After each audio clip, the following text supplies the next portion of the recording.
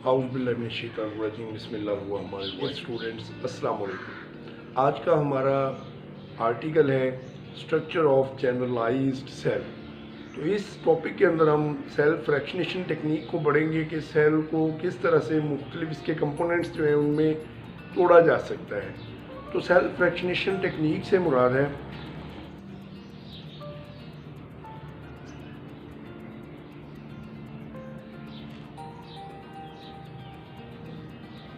Cell को तोड़ा जाता है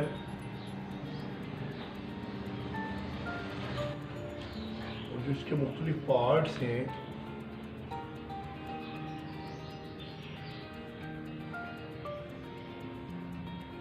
उनको स्टडी किया जाता है।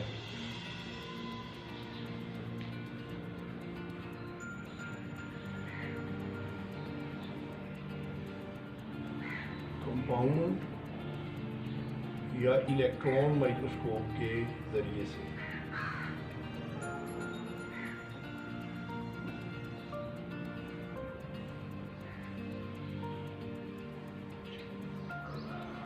तो सेल फ्रैक्शनेशन टेक्निक को हम इस तरह से डिफाइन करेंगे। Cell fractionation technique is a technique in which cell is broken and its different parts से मुराद है इसके मुख्तलिफ organelles are studied under the compound और इलेक्ट्रॉन माइक्रोस्कोप। उनको इलेक्ट्रॉन माइक्रोस्कोप या कंपाउंड माइक्रोस्कोप के नीचे रख के स्टडी पार्ट्स जो हैं उनका जो स्ट्रक्चर है वो मालूम किया जाता है। ये सेल फ्रैक्शनेशन टेक्निक कहलाती है। तो सबसे पहले इसमें होता ये है कि नंबर 1 पहला पॉइंट जो है, टिश्यूज़ जो होते हैं उनको होमोजेनाइज किया जाता है।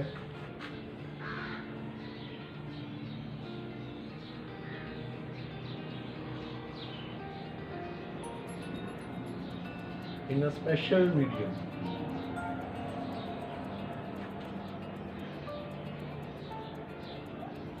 स्पेशल मीडियम के अंदर टिश्यूज़ जो है उनको तोड़ा जाता है, जिसको अल्ट्रासेंट्री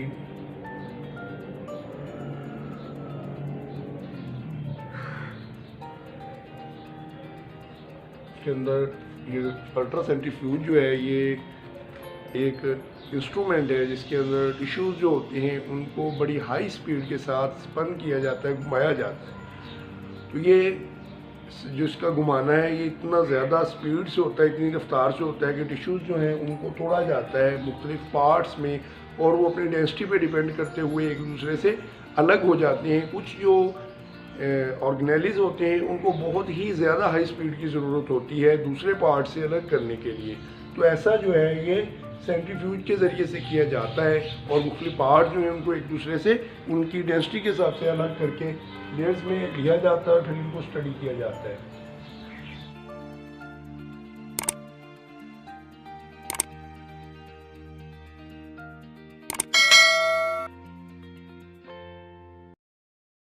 तो सेल जो है उसके मंदरजल पार्ट्स जो हैं वो वाज़े तौर पे नज़र आते हैं। बेसिक पार्ट्स जो सेल के मेजर हैं वो मंदरजल हैं। पार्ट्स ऑफ, इसमें पहले नंबर पे सेल में सेल मेम्ब्रेन है।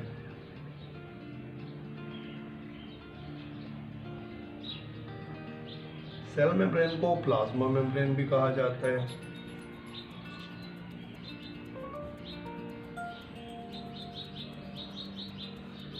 प्लाज्मा मेम्ब्रेन इसको किस लिए कहते हैं, पहले तो हम ये डिफरेंस देखते हैं। सेल मेम्ब्रेन की जब बात होती है तो सेल के अंदर पाए जाने वाली कोई भी मेम्ब्रेन इससे मुराद ली जा सकती है। जिस तरह से सेल का ऑर्गेनेली है माइटोकॉन्ड्रिया, वो भी मेम्ब्रेन के अंदर बंद होता है, उस मेम्ब्रेन को माइटोकॉन्ड्रियल मेम्ब्रेन कहा जाता है, वो भी सेल की मेम्ब्रेन है। इसी तरह से बहुत सारे ऑर्गेनेलीज सेल के जो हैं वो मेम्ब्रेन्स के अंदर बंद होते हैं, मेम्ब्रेनियस बाउंड होते हैं, इसलिए उनको आप सेल मेम्ब्रेन का नाम दे सकते हैं उन मेम्ब्रेन्स को। लेकिन जब सेल की आउटर मोस्ट बाउंड्री की बात होगी तो वो प्लाज्मा मेम्ब्रेन कहलाएगी। तो इससे मुराद सेल की सबसे बैरूनी दीवार या आउटर मोस्ट बाउंड्री जो है वो ही लिया जाएगा। तो दूसरे नंबर पे प्लांट सेल में इसके सेल मेम्ब्रेन के सेल वॉल भी मौजूद होती है। ये एनिमल सेल की बात होती है। तो इसके बाद साइटोप्लाज्म है नंबर 2 पे, नंबर 1 नंबर 2 साइटोप्लाज्म। साइटोप्लाज्म से मुराद है सेल का ज़्यादातर हिस्सा जो है वो साइटोप्लाज्म पर मुश्तमिल है। प्लाज्मा मेम्ब्रेन के अंदर से स्टार्ट होता है और ये न्यूक्लियस तक फैला हुआ होता है। स्टार्ट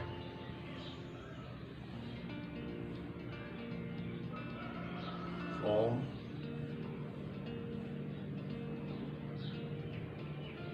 प्लाज्मा मेम्ब्रेन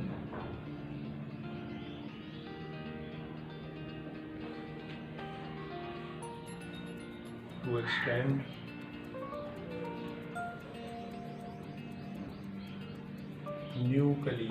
न्यूक्लियस तक ये होता है, या न्यूक्लियस से स्टार्ट होकर प्लाज्मा मेम्ब्रेन तक फैला हुआ वो तमाम हिस्सा सेल का मेजर पार्ट है, जिसमें सेल के ज़्यादातर ऑर्गेनेलीज पाए जाते हैं। सेल के सब सेलुलर थे, माइटोकॉन्ड्रिया, गोल्गी कॉम्प्लेक्स और इस तरह से दूसरे जो सेंट्रियोल वगैरह होते हैं वो पाए जाते हैं। ये हिस्सा साइटोप्लाज्म कहलाता है। साइटोप्लाज्म जो होता है इसके भी मज़ीद आगे पार्ट्स होते हैं। इसका सॉल्युबल पार्ट्स होता है, इनसॉल्युबल पार्ट्स होता है, वो खैर डिटेल में जाके हम पढ़ेंगे। तो ये दूसरा हिस्सा है सेल का। नंबर 3 है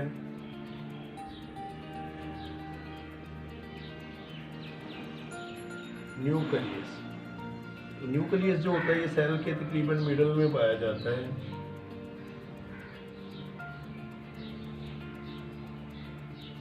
तो ये कहाँ पे प्रेजेंट होता है? सेल के मिडल में, एनिमल सेल के अंदर। जबकि प्लांट सेल में अगर देखा जाए तो सेंटर में एक बड़ा वैक्यूल आ जाने की वजह से न्यूक्लियस को पेरिफेरी बाहर की जानब धकेल दिया जाता है और जो थोड़ा सा साइड जाता है। अब हम सेल की टाइप्स देखेंगे। सेल की 2 मेजर टाइप्स हैं, प्रोकैरियोटिक सेल, यूकैरियोटिक सेल में मेजर डिफरेंसेस जो होते हैं वो मंदरजाल होते हैं। प्रोकैरियोटिक सेल जो होता है ये प्रिमिटिव सेल है, सिंपल है।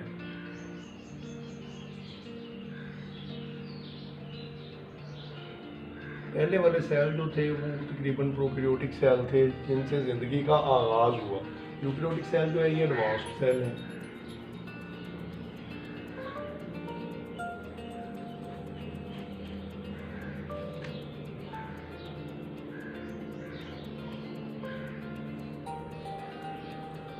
इसके अंदर जो ऑर्गेनेलीज होते हैं वो मेम्ब्रेन के अंदर बंद होते हैं। मेम्ब्रेनियस बाउंड ऑर्गेनेलीज जो हैं वो पाए जाते हैं, जबकि आर नॉट प्रेजेंट, सॉरी, इसके अंदर नहीं पाए जाते। जबकि जो ये वाला होता है इसके अंदर मेम्ब्रेनियस बाउंड ऑर्गेनेलीज पाए जाते हैं। मेम्ब्रेनियस यानी आप इस तरह से कह सकते हैं कि mitochondria, Golgi bodies, endoplasmic reticulum, ribosome वगैरह जो हैं सेल के ऑर्गेनेलीज, उनके अंदर अगर मेम्ब्रेन पाई जाती हैं, वो मेम्ब्रेन के अंदर लिपटे हुए हैं, तो वो यूकैरियोटिक सेल होगा, एडवांस सेल होगा। अगर इनके अंदर नहीं है, मेम्ब्रेन नहीं पाई जाती, मेम्ब्रेनियस बाउंड स्ट्रक्चर नहीं है, तो वो प्रोकैरियोटिक और प्रिमिटिव सेल होगा। जो होगा वो स्मॉलर होगा।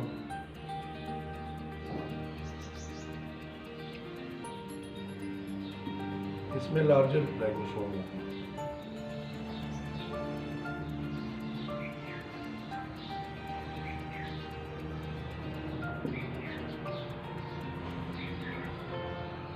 इसकी एग्जांपल बैक्टीरिया और साइनोबैक्टीरिया है,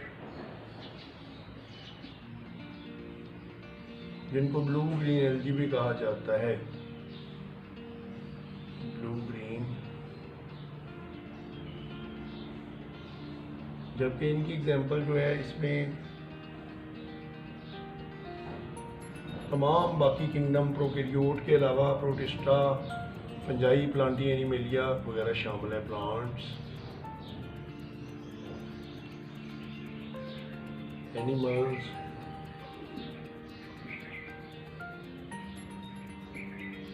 फंजाई एंड प्रोटिस्टस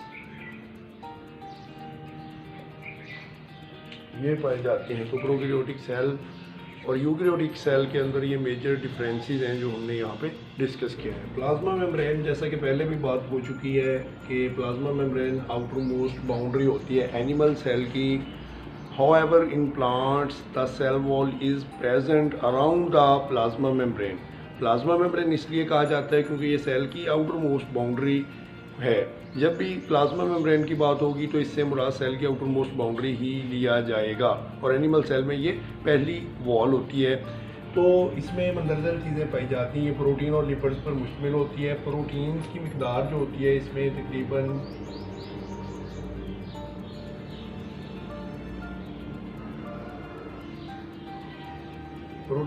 60 से 80% तक हो सकते हैं, जबकि लिपिड जो है वो 20 से 40% तक जो है प्लाज्मा मेम्ब्रेन के अंदर हो सकते हैं। तो प्लाज्मा मेम्ब्रेन के स्ट्रक्चर को अगर देखा जाए तो इसके दो तरह के स्ट्रक्चर जो थे उनको पेश किया गया। पहले नंबर पे जो प्लाज्मा मेम्ब्रेन का मॉडल था उसको यूनिट मेम्ब्रेन मॉडल का नाम दिया गया।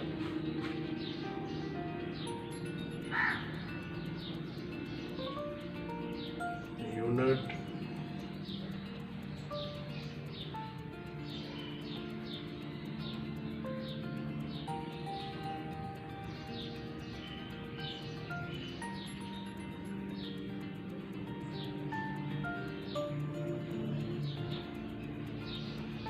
मेम्ब्रेन या सैंडविच मॉडल क्या है? इस मॉडल के मुताबिक आउटर और इनर मेम्ब्रेन जो थी वो प्रोटीन्स पर मुश्तमिल थी,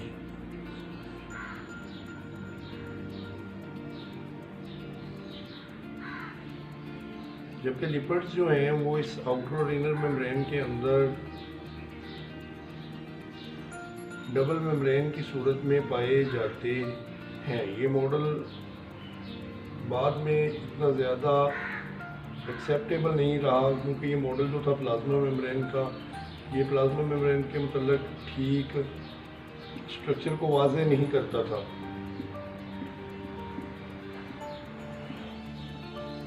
तो यहाँ पे ये ऊपर और नीचे ये जो दो लेयर नज़र आ रही हैं ये प्रोटीन की लेयर, जबकि इसके अंदर यहाँ पे ये जो दो लेयर नज़र आ रही हैं ये लिपिड की लेयर है। इसको नाम दिया गया यूनिट मेम्ब्रेन या सैंडविच मॉडल का। तो ये मॉडल जो था ये बाद में रिजेक्ट कर दिया गया, ये एक्सेप्टेबल नहीं था, क्योंकि प्लाज्मा मेम्ब्रेन का जो स्ट्रक्चर है वो इससे डिफरेंट था। उसके अंदर प्रोटीन्स जो हैं वो लिपिड बाइलेयर को घेरे हुए नहीं थे। Fluid mosaic model, fluid mosaic model के मुताबिक लिपिड जो है इनकी बाइलेयर जो है वो साइडों पे है, जबकि प्रोटीन्स जो हैं वो लिपिड बाइलेयर्स के अंदर इस तरह से धंसे हुए हैं कि वो मोज़ेक की तरह से, स्पॉट की तरह से, बीमारी के धब्बे जो होते हैं उनकी तरह से नज़र आते हैं। तो ये ज़्यादा एक्सेप्टेबल मॉडल था। इस मॉडल के मुताबिक हम डायग्राम इसकी ड्रा करेंगे। तो इस तरह से ये लिपिड की लेयर है, ये लिपिड का हेड है और ये इसकी टेल है। ये ऊपर लिपिड की एक लेयर है और नीचे भी लिपिड की इसी तरह से एक लेयर पाई जाएगी जिसको लिपिड बाई लेयर का नाम दिया जाता है।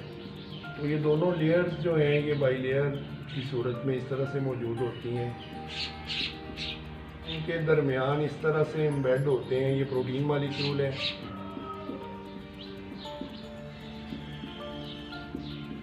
प्रोटीन इसके अंदर एम्बेडेड होते हैं जिस तरह से मोज़ेक या स्पॉट हैं। तो इस मॉडल को फ्लूइड मोज़ेक मॉडल का नाम दिया गया। इसके अंदर यहाँ पे ये हमें प्रोटीन नज़र आ रहे हैं।